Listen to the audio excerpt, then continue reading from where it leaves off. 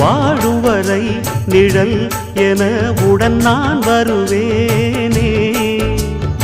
ஏழ் பிறப்பும் உயிர் துணை உனை நான் பிரியேனே.